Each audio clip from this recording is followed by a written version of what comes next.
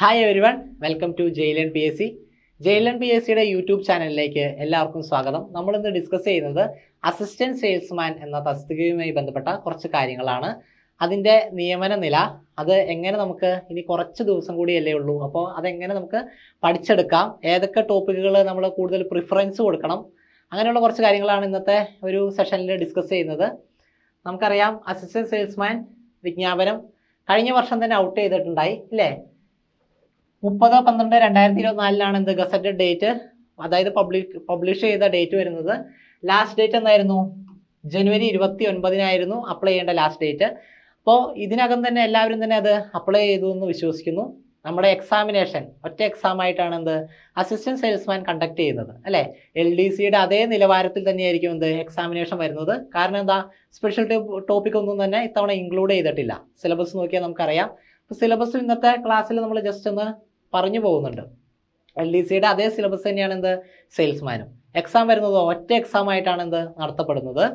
ഏകദേശം August to October ആ ഒരു കാലയളവിൽ നമുക്ക് എക്സാം പ്രതീക്ഷിക്കാം. അതായത് ഇപ്പോൾ തൊട്ട് നമ്മൾ നോക്കിക്കഴിഞ്ഞാൽ ഓൾമോസ്റ്റ് ഒരു 4 മാസ കാലയളവ് മാത്രമാണ് എന്ത് സെയിൽസ്മാൻ ഉള്ളൂ.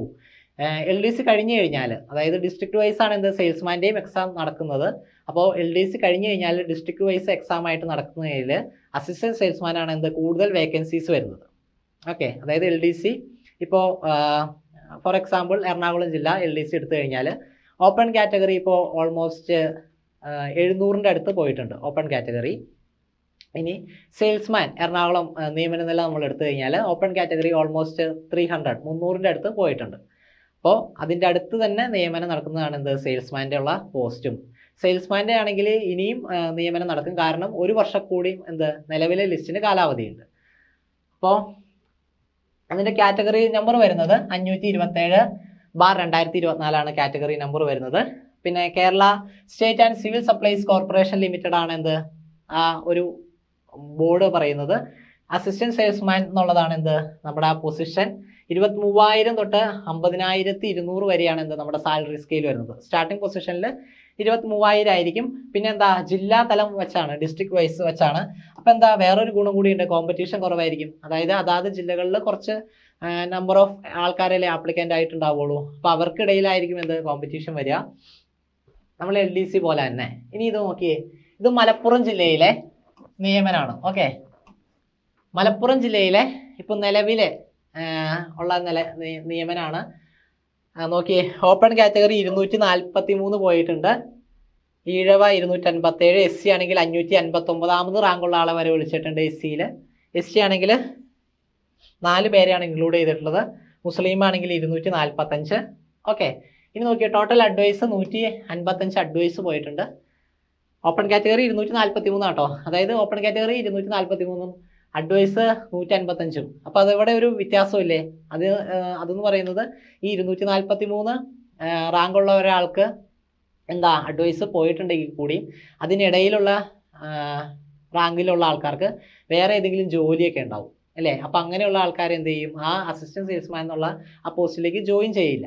അതാണ് 155 അഡ്വൈസ് എന്ന് പറയാൻ കാര്യം. അപ്പോൾ അഡ്വൈസിൻ്റെ എണ്ണം കുറവായിരിക്കും. ഓക്കെ, ഇനി ഡേറ്റ് ഓഫ് ലാസ്റ്റ് അഡ്വൈസ് എന്ന് പറഞ്ഞാൽ 20/3/2025 എന്ത്, അതായത് മാർച്ച് മാസം 20 എന്ത് ലാസ്റ്റ് അഡ്വൈസ് പോയിട്ടുള്ളത്. ഓക്കെ, ഇത് നോക്കി, ഇത് എറണാകുളം ജില്ലയിലെയാണേ. എറണാകുളം ജില്ലയിൽ ഓപ്പൺ കാറ്റഗറി 292 പേര്, 292 വരെ ഓപ്പൺ കാറ്റഗറി പോയിട്ടുണ്ട്. ഈ ഓപ്പൺ കാറ്റഗറി എന്ന് പറഞ്ഞാൽ എന്താ, അതായത് ഒരു റിസർവേഷനും ഇല്ലാത്ത ആ ഒരു പോസ്റ്റാണ്, ആ ഒരു വിഭാഗം ആൾക്കാരെയാണ് എന്ത് നമ്മൾ പറയുന്നത് ഓപ്പൺ കാറ്റഗറി. അതായത് ജനറൽ എന്നുള്ളൊരു വിഭാഗത്തിലാണ് ഓപ്പൺ കാറ്റഗറി വരുന്നത്. അതല്ലാതെ റിസർവേഷൻ ഇല്ലേ, മുസ്ലിംസ് ആയിക്കോട്ടെ, OBC ആയിക്കോട്ടെ, EWS ആയിക്കോട്ടെ, SC ST ഇതൊക്കെ എന്താ റിസർവേഷൻ ഉണ്ട്. അപ്പോൾ അതല്ലാതെ അതൊന്നും ഇല്ലാത്ത ഒരു വിഭാഗം ആൾക്കാരാണ് എന്ത് ജനറൽ വിഭാഗത്തിൽ വരുന്നത്. അപ്പം അങ്ങനെ വിളിക്കുന്നതാണ് എന്ത് ഓപ്പൺ കാറ്റഗറി പോസ്റ്റിൽ പോകുന്നത്. ഇവിടെ ആണെങ്കിൽ ഈഴവയാണെങ്കിൽ 305, SC ആണെങ്കിൽ 7 പേര്, ST 4 പേര്, മുസ്ലിംസ് ആണെങ്കിൽ 432 വരെ പോയിട്ടുണ്ട്. ഓക്കെ, OBC ആണെങ്കിൽ 610 വരെ പോയിട്ടുണ്ട്. അങ്ങനെ നമുക്കറിയാം ഇവിടെ ടോട്ടൽ അഡ്വൈസ് 177. ലാസ്റ്റ് അഡ്വൈസ് പോയത് March 11 last advice March 11 last advice പോയത്. 177 ടോട്ടൽ അഡ്വൈസ് പോയിട്ടുണ്ട്. അപ്പോൾ നമുക്ക് മനസ്സിലായില്ലേ ഏകദേശം ഇത്രയൊക്കെ പോസ്റ്റ്, ഇത്രയും ആൾക്കാർക്കൊക്കെ നിയമനം ലഭിക്കുന്നു, മനസ്സിലായില്ലേ. ഇനി കഴിഞ്ഞ തവണ നമുക്കിപ്പോൾ ഏതൊരു എക്സാം ആയാലും നമുക്ക് അതിന് മുമ്പ് നടന്ന ഒരു എക്സാം ആയിട്ടല്ലേ നമുക്ക് കൺവേർഷൻ അല്ലെങ്കിൽ താരതമ്യം നടത്താൻ പറ്റുള്ളൂ. അപ്പോൾ കഴിഞ്ഞ തവണ നടത്തിയ എക്സാമിനേഷൻ, അതായത് 2021 കാലഘട്ടത്തിൽ, അപ്പോൾ അതിൻ്റെ അന്നത്തെ ശമ്പള സ്കെയിൽ എന്ന് പറഞ്ഞാൽ 16,500 തൊട്ട് 35,700 വരെയായിരുന്നു. ഈ ശമ്പളം പരിഷ്കരിച്ചു അല്ലേ. ഇപ്പോൾ എത്രയാ? 23,000 തൊട്ട് 50,200 വരെയാണ് ഇപ്പോൾ ശമ്പള പരിഷ്കരണം വരാൻ നേരത്ത് ശമ്പളം കൂടി. ഓക്കെ, അന്നത്തെ കാറ്റഗറി നമ്പറാണ് 105/2020. അതൊന്നും നമ്മൾ നോക്കണ്ട. നമ്മുടെ ഇപ്പോഴത്തുള്ളത് എന്താ? 527 ബാറാണല്ലേ. ഓക്കെ, ഇനി അന്നത്തെ റാങ്ക് ലിസ്റ്റിൻ്റെ ഒരു ഫ്രണ്ട് പേജിൻ്റെ ഒരു പിക്കാണിത്. ഇവിടെ നോക്കിയേ, നിലവിലുള്ള എക്സാം നടത്തിയത് 12/12/2021 അത് കഴിഞ്ഞ ശേഷം റാങ്ക് ലിസ്റ്റ് വന്നു. റാങ്ക് ലിസ്റ്റ് വന്നത് 9/5/2023 അതായത് 2023 മെയ് മാസം 9 എന്ത് റാങ്ക് ലിസ്റ്റ് നിലവിൽ വന്നത്. 3 വർഷമാണ് കാലാവധി ഉള്ളത്. അപ്പോൾ ഇനി അടുത്ത റാങ്ക് ലിസ്റ്റ് എന്നായിരിക്കും വരുന്നത്? 3 വർഷം കഴിഞ്ഞിട്ടല്ലേ. അപ്പോൾ 2026 മെയ് മാസം 9 വരെ എന്ത് നിലവിലെ റാങ്ക് ലിസ്റ്റിന് കാലാവധിയുണ്ട്. അപ്പോൾ നമ്മുടെ ഇപ്പോൾ നടക്കാൻ പോകുന്ന എക്സാമിനേഷൻ, അതായത് ആഗസ്റ്റ് ഒക്ടോബർ കാലയളവിൽ നടക്കാൻ പോകുന്ന എക്സാമിനേഷൻ എത്രയും പെട്ടെന്ന് തന്നെ അവരെന്ത് ചെയ്യും? ഷോർട്ട് ലിസ്റ്റ് ചെയ്യും, മെയിൻ ലിസ്റ്റ് ചെയ്യും. അതിനുശേഷം നമുക്കറിയാം 2026 മെയ് 9 ആകുമ്പോഴേക്കും എന്ത് പുതിയൊരു ലിസ്റ്റ് വരണം അല്ലേ.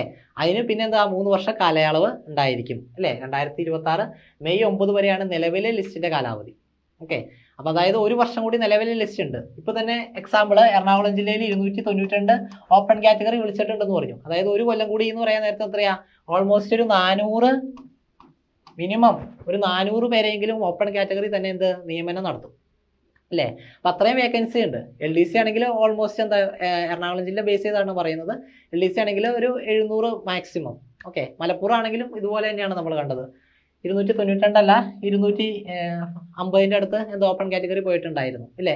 അപ്പോൾ ഇതേ ഒരു അനുപാതത്തിൽ തന്നെ എന്ത് നിയമനം നടക്കും. ഓരോ ജില്ലയുടെ അടിസ്ഥാനത്തിലാട്ടോ. അപ്പോൾ വേക്കൻസീസ് അധികം ഉള്ള ജില്ലകളിലാണെങ്കിൽ കൂടുതൽ എന്ത് നിയമനം നടക്കും. അതനുസരിച്ചാണ് പോകുന്നത്. ഓക്കെ, അപ്പോൾ വളരെയധികം ഇമ്പോർട്ടൻ്റ് ആയ ഒരു എക്സാമിനേഷനാണ് ഈ വർഷം നടക്കാൻ പോകുന്നതിൽ. വളരെയധികം ഇമ്പോർട്ടൻസും ഏറ്റവും കൂടുതൽ ജോലി സാധ്യതയും ഉള്ളതാണ് എന്ത് അസിസ്റ്റന്റ് സെയിൽസ്മാൻ എന്ന് പറയുന്നത്.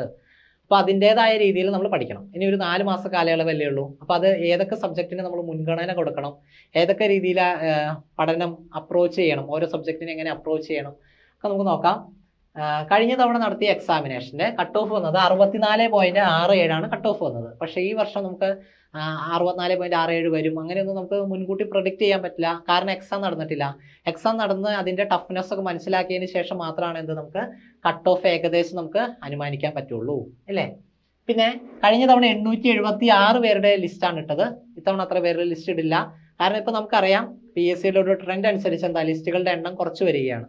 അതായത് മെയിൻ ലിസ്റ്റിൽ ഉൾപ്പെട്ടിട്ടുള്ള ഓൾമോസ്റ്റ് എല്ലാവർക്കും ജോലി കൊടുക്കുക എന്നൊരു ലക്ഷ്യത്തോടു കൂടിയാണ് എന്ത് PSC അങ്ങനെ ലിസ്റ്റിന്റെ എണ്ണം കുറച്ചു കൊണ്ടുവരുന്നത്. പണ്ട് കാലത്താണെങ്കിൽ ഒത്തിരി ആൾക്കാരെ ലിസ്റ്റിൽ ഇൻക്ലൂഡ് ചെയ്യും. അതിൻ്റെ ഒരു 50-60% ആൾക്കാരെയൊക്കെയാണ് എന്ത് ജോലിയിലേക്കായിട്ട് എടുക്കുള്ളൂ. അപ്പോൾ ലിസ്റ്റിൽ കയറിയാൽ പോലും ജോലി കിട്ടുമോ കിട്ടില്ലയോ എന്നുള്ള ഒരു ആശങ്ക ഉദ്യോഗാർത്ഥികൾക്കിടയിൽ ഉണ്ടായിരുന്നു. പക്ഷേ ഈ കാലഘട്ടത്തിൽ എന്താണ്, ഇപ്പോൾ സെയിൽസ്മാനൊക്കെ ഇപ്പോൾ 876 വിളിച്ചിട്ടുണ്ടെങ്കിൽ അതിൻ്റെ ഒരു 60% എടുക്കുകയുള്ളൂ. അപ്പോൾ പുതിയ ലിസ്റ്റ് വരാൻ നേരത്തെ അവരെന്ത് ചെയ്യും? അത് ഏകദേശം 876 മെയിൻ ലിസ്റ്റിൻ്റെ കാര്യമായിട്ട് പറയുന്നത്. റിസർവേഷൻ കാറ്റഗറിക്ക് സെപ്പറേറ്റ് ലിസ്റ്റുകൾ ഉണ്ടായിരിക്കും. അതിനകത്തും ഒരു നിശ്ചിത എണ്ണം മെയിൻ ലിസ്റ്റിന് അനുപാതികമായിട്ട് ആൾക്കാരെ ഉൾക്കൊള്ളിച്ചിരിക്കും. ഓക്കെ, 876 അല്ലാതെ റിസർവേഷൻ കാറ്റഗറി ഇപ്പോൾ മുസ്ലിം ആയിക്കോട്ടെ, SC ആയിക്കോട്ടെ, ST ആയിക്കോട്ടെ, അതിനൊക്കെ സെപ്പറേറ്റ് ലിസ്റ്റ് ഉണ്ടായിരിക്കും. അപ്പോൾ ഇത്തവണ നമുക്ക് 876 ലിസ്റ്റ് പ്രതീക്ഷിക്കാൻ പറ്റില്ല. ഓൾമോസ്റ്റ് ഒരു 600 പേരുടെയെങ്കിലും എന്ത് ലിസ്റ്റ് അവർ ഉൾക്കൊള്ളിക്കും, ഇടും. ഓക്കെ, ഇനി ഇതിൻ്റെ സിലബസ് വരുന്നത് ചരിത്രം 5 മാർക്കുണ്ട്, ഭൂമിശാസ്ത്രം ആണെങ്കിൽ 5 മാർക്കുണ്ട്. ഈ ചരിത്രത്തിൽ തന്നെ എന്തൊക്കെ വരും? കേരളം വരും ഇല്ലേ, കേരളം വരും. പിന്നെന്താ ഇന്ത്യ വരും. പിന്നെന്താ വേൾഡ് വരും. കേരളം വരും, ഇന്ത്യ വരും, വേൾഡ് വരും. ഇത് 3 കൂടി പഠിച്ചാലാണ് നമുക്ക് എന്ത് 5 മാർക്ക് കിട്ടുന്നത്. അതുപോലെ തന്നെയാണ് എന്ത് ഭൂമിശാസ്ത്രം, ജോഗ്രഫിയും കേരള ജോഗ്രഫി ഉണ്ട്, ഇന്ത്യൻ ജോഗ്രഫി ഉണ്ട്, അതുപോലെ വേൾഡ് ജോഗ്രഫി ഉണ്ട്. ഈ 3 പഠിച്ചാലാണ് എന്ത് നമുക്ക് അവിടെയും 5 മാർക്ക് നമുക്ക് സ്കോർ ചെയ്യാൻ കഴിയുന്നത് അല്ലേ. അപ്പോൾ നമ്മൾ പറയാട്ടോ. പിന്നെ ഉള്ളത് ധനതത്വശാസ്ത്രമാണ്, അതും 5 മാർക്ക് വരും. പിന്നെ വരുന്നത് ഇന്ത്യൻ ഭരണഘടനയാണ്, അതും 5 മാർക്ക് വരും. പിന്നെ കേരളം ഭരണ സംവിധാനം, ഓക്കെ, അതിനും 5 മാർക്ക് വരും. പിന്നെ ഉള്ളത് നമ്മുടെ ബയോളജിയാണ്. ബയോളജി 6 മാർക്കിനുണ്ട്. Biology 6 mark. ഭൗതികശാസ്ത്രം ഫിസിക്സ് 3 മാർക്ക്, കെമിസ്ട്രി 3 മാർക്ക്. പിന്നെ വരുന്നത് കലാ, കായികം, സാഹിത്യം, സംസ്കാരം അല്ലേ, ആർട്സ് ആൻഡ് കൾച്ചർ, സ്പോർട്സ്, അത് റിലേറ്റ് ചെയ്ത് 5 മാർക്കിന് വരുന്നുണ്ട്. പിന്നെ വരുന്നത് കമ്പ്യൂട്ടർ അടിസ്ഥാന വിവരങ്ങൾ IT 3 മാർക്കിനുണ്ട്. പിന്നെ സുപ്രധാന നിയമങ്ങൾ ഇമ്പോർട്ടൻ്റ് ആക്ട്സ് അത് എത്രയാ 5 മാർക്കുണ്ട്. ഇത് LDCയുടെ സെയിം സിലബസ് തന്നെയാണ് കേട്ടോ. സെയിൽസ്മാൻ്റെയും സെയിൽസ് സിലബസ് മാറ്റങ്ങളൊന്നും തന്നെയില്ല. പിന്നെ നമ്മുടെ കറണ്ട് അഫയേഴ്സ് അല്ലേ, CA എത്ര മാർക്കിനുണ്ട്? 20 മാർക്കിനുണ്ട്. ഇമ്പോർട്ടൻ്റ് ആണ്. CA 20 മാർക്കിനുണ്ട്. പിന്നെ ഇംഗ്ലീഷ് ആയിക്കോട്ടെ, മലയാളം ആയിക്കോട്ടെ, മാത്സ് ആയിക്കോട്ടെ, എത്ര മാർക്ക് വെച്ചാൽ 10 മാർക്ക് വെച്ച് അല്ലേ. ഇംഗ്ലീഷ്, മാത്സ് 10 മാർക്ക്, അതുപോലെ ഇംഗ്ലീഷ് 10 മാർക്ക്, മലയാളം 10 മാർക്ക്. അപ്പോൾ നമുക്ക് ഈ മാർക്ക് ഡിസ്ട്രിബ്യൂഷൻ കാണുമ്പോൾ തന്നെ അറിയാം ഏതിനൊക്കെ പ്രിഫറൻസ് കൊടുക്കണം എന്നുള്ളത്. പിന്നെ ഓരോ ഉദ്യോഗാർത്ഥികൾക്കും എന്താ ഓരോ സബ്ജക്റ്റിനോട് ഒരു ഇഷ്ടം കൂടുതൽ ഉണ്ടായിരിക്കും. അതായത് പെട്ടെന്ന് അത് പഠിച്ചു കഴിഞ്ഞാൽ മാർക്ക് സ്കോർ ചെയ്യാൻ പറ്റും. അത് നമ്മൾ ഓരോ സബ്ജക്റ്റ് എടുത്ത് പഠിക്കാൻ നേരത്ത് നമുക്ക് കൃത്യമായിട്ട് മനസ്സിലാവും നമുക്ക് ഏതൊക്കെ സബ്ജക്റ്റാണ് ഈ കൂടുതൽ മാർക്ക് സ്കോർ ചെയ്യാൻ കഴിയുന്നത്, അല്ലെങ്കിൽ ഏത് സബ്ജക്റ്റിൽ കൂടുതൽ ടൈം ഇൻവെസ്റ്റ് ചെയ്യണം, അങ്ങനെ നമുക്ക് മനസ്സിലാവും കുറച്ച് പഠിക്കാൻ നേരത്ത്. അപ്പോൾ നമ്മുടെ ഒരു അനുമാനത്തിൽ നമ്മൾ കൂടുതൽ ഇമ്പോർട്ടൻസ് കൊടുക്കേണ്ടത് സിലബസ് വൈസ് ആണ് പറയുന്നത്. ധനതത്വശാസ്ത്രം, ഓക്കെ, എക്കണോമിക്സ് കുറച്ച് ടഫായിട്ടുള്ള ഒരു സബ്ജക്റ്റ് തന്നെയാണ്. പക്ഷേ അതിൻ്റെ ടോപ്പിക്കുകൾ നിങ്ങൾ നോക്കുക, സിലബസിൽ പറഞ്ഞിട്ടുള്ള ടോപ്പിക്കുകൾ അതെങ്ങനെയായാലും PSC അതിൽ നിന്ന് എന്ത് ക്വസ്റ്റ്യൻ വരും. ഔട്ട് ഓഫ് സിലബസ് ഉള്ള ക്വസ്റ്റ്യൻ നമുക്ക് പ്രതീക്ഷിക്കാം. പക്ഷേ അതിൽ കൂടുതൽ ഇപ്പോൾ ഒരു 5 മാർക്ക് എന്നുള്ളത് 5 ക്വസ്റ്റ്യൻസ്, അതായത് 5 മാർക്കല്ല, ഇപ്പോൾ 5 ക്വസ്റ്റ്യൻസ് ഇതിലുണ്ടെങ്കിൽ ഈ ടോപ്പിക്കിൽ നിന്നായിരിക്കും എന്ത് 4 ക്വസ്റ്റ്യൻസ് വരുന്നത്. എക്സാം കടുപ്പിക്കണം എന്ന് PSCക്ക് തോന്നിയാൽ മാത്രമാണ് ഔട്ട് ഓഫ് സിലബസ് ക്വസ്റ്റ്യൻ ഇടുള്ളൂ. അപ്പോൾ എന്താ അത് 1 മാർക്കിനൊക്കെയാണ് ക്വസ്റ്റ്യൻ വരാൻ ചാൻസ് ഉള്ളൂ. അപ്പോൾ ഇവിടെ ശ്രദ്ധിച്ചാൽ അറിയാം ധനതത്വശാസ്ത്രത്തിൽ സാമ്പത്തിക രംഗം, ഓക്കെ, പിന്നെ 12 പഞ്ചവത്സര പദ്ധതികളുണ്ട്. പിന്നെ എന്താ പ്ലാനിംഗ് കമ്മീഷൻ, അതായത് ആസൂത്രണ കമ്മീഷൻ. അതിന് പകരം 2015 നമുക്ക് എന്ത് വന്നു, നീതി ആയോഗ് വന്നു. അപ്പോൾ അതിൻ്റെ നീതി ആയോഗ്, അതുപോലെ പ്ലാനിംഗ് കമ്മീഷൻ, അതുപോലെ national development council, governing council, അങ്ങനെയുള്ള കാര്യങ്ങളൊക്കെ ഒന്ന് അടിസ്ഥാനപരമായിട്ട് പഠിച്ചു വയ്ക്കുക. പിന്നെന്താ സാമ്പത്തിക പരിഷ്കാരങ്ങൾ, ധനകാര്യ സ്ഥാപനങ്ങൾ, കാർഷിക വിള, ധാതു, ഹരിത വിപ്ലവം, ഇങ്ങനെ ഇത്രയും ടോപ്പിക്കുകൾ പഠിച്ചു കഴിഞ്ഞാൽ നമുക്ക് അതിൽ നിന്ന് 5 മാർക്ക് സ്കോർ ചെയ്യാൻ പറ്റും ഇല്ലേ. അപ്പോൾ അധികം ടൈം സ്പെൻഡ് ചെയ്യാതെ തന്നെ നമുക്ക് എന്ത് അതിൽ നിന്ന് 5 മാർക്ക് സ്കോർ ചെയ്യാൻ പറ്റും. മറ്റേ ഹിസ്റ്ററി, ജോഗ്രഫി ഒക്കെ എന്തായിരുന്നു, അത് കേരളം, ഇന്ത്യ, വേൾഡ് അത്രയും നമ്മൾ കവർ ചെയ്യണ്ടേ, അത് പഠിക്കേണ്ടെന്നല്ല, പക്ഷേ ഇതിന് കൂടുതൽ നമ്മൾ ഇമ്പോർട്ടൻസ് കൊടുക്കുക. പിന്നെ വരുന്നത് എന്താ, ഇന്ത്യൻ ഭരണഘടനയാണ്. ഭരണഘടനയിൽ നമുക്ക് ഭരണഘടനാ നിർമ്മാണ സമിതി ഉണ്ട്, ആമുഖം, പൗരത്വ, മൗലികാവകാശ നിർദ്ദേശ തത്വം അല്ലേ, അതുപോലെ റിട്ട്, പിന്നെ ഓരോ ഭേദഗതികളുണ്ട്. ഭേദഗതികൾ ഇപ്പോൾ ലേറ്റസ്റ്റ് ആയിട്ട് നടന്നത് 100, 101, 102, 103, 104 അങ്ങനെയുള്ള അതൊക്കെ കറണ്ട് അഫെയർ സെക്ഷനിൽ വരും ആ ഭേദഗതികൾ. അതല്ലാതെയുള്ള 42, 44, 52, 73, 74, 86, 91 ഈ ഭേദഗതികൾ എങ്ങനെയായാലും പഠിച്ചിരിക്കുക. പിന്നെ പഞ്ചായത്ത് രാജ്, ഭരണഘടനാ സ്ഥാപനം, സ്റ്റാറ്റ്യൂട്ടറി ബോഡി, കോൺസ്റ്റിറ്റ്യൂഷണൽ ബോഡി, അങ്ങനെയുള്ള കാര്യങ്ങളുണ്ടല്ലോ. പിന്നെ list, state list, union list, concurrent list, അത്രയും കഴിഞ്ഞ് കഴിഞ്ഞാൽ നമുക്ക് എന്ത് നമ്മുടെ ഭരണഘടന അല്ലെങ്കിൽ പൊളിറ്റി എന്നുള്ള ആ ഒരു ടോപ്പിക്ക് കഴിയും. അതിനും എന്താ 5 മാർക്ക് നമുക്ക് സ്കോർ ചെയ്യാം. പിന്നെ വരുന്നത് ബയോളജിയാണ്. ബയോളജി 6 മാർക്കാണുള്ളത്. മനുഷ്യ ശരീരം എന്ന് പറഞ്ഞ ഒരു വൈഡ് ആയിട്ടുള്ള ഏരിയ ഉണ്ട്. അതല്ലാതെ പിന്നെ ഉള്ളത് എന്താ, ജീവകങ്ങൾ, ധാതുക്കൾ, സാംക്രമിക രോഗം, കേരളത്തിലെ ആരോഗ്യക്ഷേമ പദ്ധതികൾ. ഇതിൽ നിന്നൊക്കെ എങ്ങനെയായാലും ഷുവർ ഷോർട്ട് ആയിട്ട് എന്ത് ക്വസ്റ്റ്യൻ ചോദിക്കും. പദ്ധതികളാണ് ഇപ്പോൾ ഒരു ട്രെൻഡിങ് ആയിട്ട് ഇപ്പോൾ പദ്ധതികൾ സ്ഥിരം എന്ത് PSC എക്സാമിനേഷനിൽ ചോദിക്കുന്നുണ്ട്. പിന്നെ ജീവിതശൈലി രോഗം, ആരോഗ്യ അടിസ്ഥാന വിജ്ഞാനം, പരിസ്ഥിതി പ്രവർത്തനവും. ഇപ്പം ഇത്രയും ടോപ്പിക്ക് പഠിച്ചു കഴിഞ്ഞാൽ നമുക്ക് എത്ര 6 മാർക്ക് സ്കോർ ചെയ്യാൻ കഴിയും. ഓക്കെ, പിന്നെ നമുക്ക് ഇമ്പോർട്ടൻസ് കൊടുക്കേണ്ടത് അതിപ്പോൾ ഏത് എക്സാം ആയിക്കോട്ടെ, PSC സെക്ഷനിൽ നമ്മൾ പഠിക്കുന്ന ഓരോ ഉദ്യോഗാർത്ഥികളും അറിഞ്ഞിരിക്കേണ്ട ഒരു കാര്യം എന്താ, ലാംഗ്വേജസ് ഇല്ലേ, ഏത് എക്സാം ആയാലും ലാംഗ്വേജസ് ഏതൊക്കെയാ, മലയാളം 10 മാർക്ക്. പിന്നെ ഉള്ളത് ഏതാ, ഇംഗ്ലീഷ് 10 മാർക്ക്. പിന്നെ ഏതാ, മാത്സ് 10 മാർക്ക്. പിന്നെ ഏതാ, കറണ്ട് അഫയേഴ്സ് ഇല്ലേ, കറണ്ട് അഫയേഴ്സ് 20 മാർക്ക്. ടോട്ടൽ എത്രയായി, ടോട്ടൽ 50 മാർക്കായി. ഓക്കെ, അപ്പോൾ ഈ 50 മാർക്കിനുള്ള കാര്യങ്ങൾ നമ്മൾ പഠിച്ചിരിക്കുക. പിന്നെ കുറച്ച് മുമ്പ് നമ്മൾ പറഞ്ഞ കുറച്ച് ടോപ്പിക്കുകളില്ലേ, അതും എങ്ങനെയായാലും ആദ്യം തന്നെ കവർ ചെയ്ത് പഠിച്ചിരിക്കുക.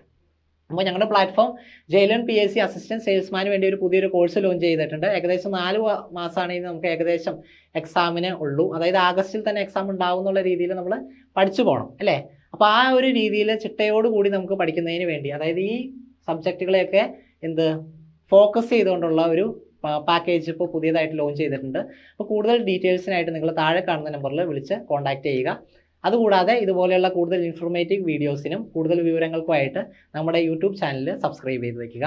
അടുത്ത ഒരു സെഷനിൽ കാണാം. താങ്ക്